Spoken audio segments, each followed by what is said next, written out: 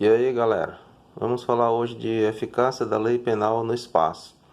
Nesse vídeo vamos tentar demonstrar o que é considerado extensão do território nacional, ou seja, vamos falar de territorialidade.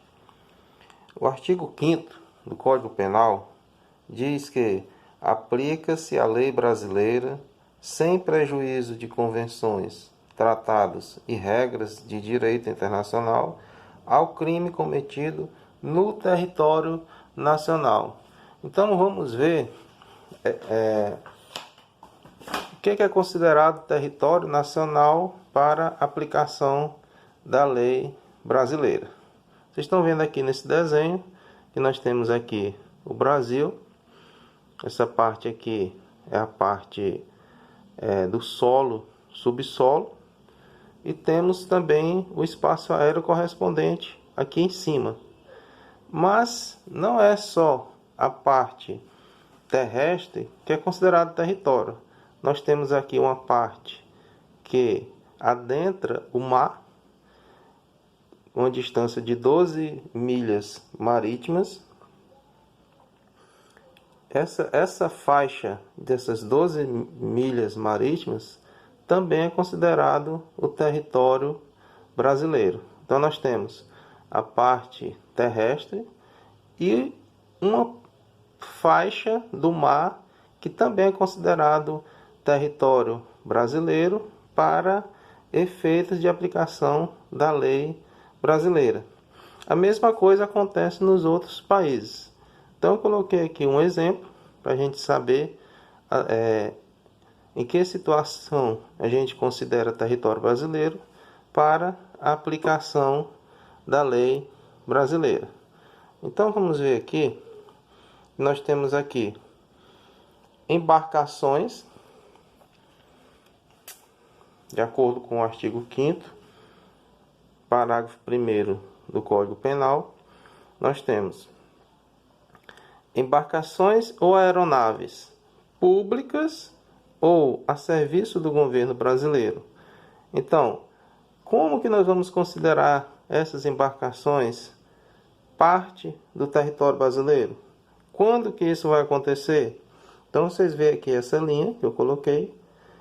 Qualquer lugar que essas embarcações estiverem, públicas ou a serviço do governo brasileiro, qualquer lugar que elas estiverem, seja no território brasileiro, seja em mar aberto, ou seja em território estrangeiro, elas são consideradas território brasileiro.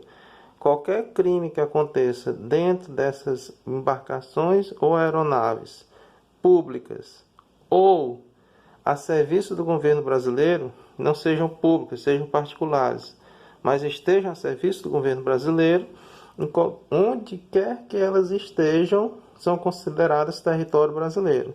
Então, se o crime acontecer dentro dessas embarcações ou aeronaves, será aplicada a lei brasileira. O parágrafo 1º do artigo 5º também fala nas embarcações ou aeronaves mercantes ou particulares brasileiras. Como que nós vamos considerar essas embarcações como sendo território brasileiro? Vejam aqui no exemplo, no desenho, quando elas estiverem em território brasileiro ou quando elas estiverem em mar aberto. Nesse caso, como são particulares, se elas estiverem em outro território de outro país,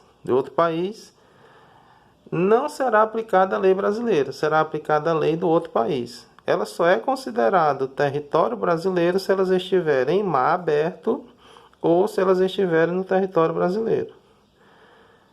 No parágrafo 2º do mesmo artigo, artigo 5º, você vai encontrar as embarcações ou aeronaves privadas estrangeiras, ou seja, as embarcações de outros países que estiverem no território brasileiro serão consideradas território brasileiro para aplicação da lei.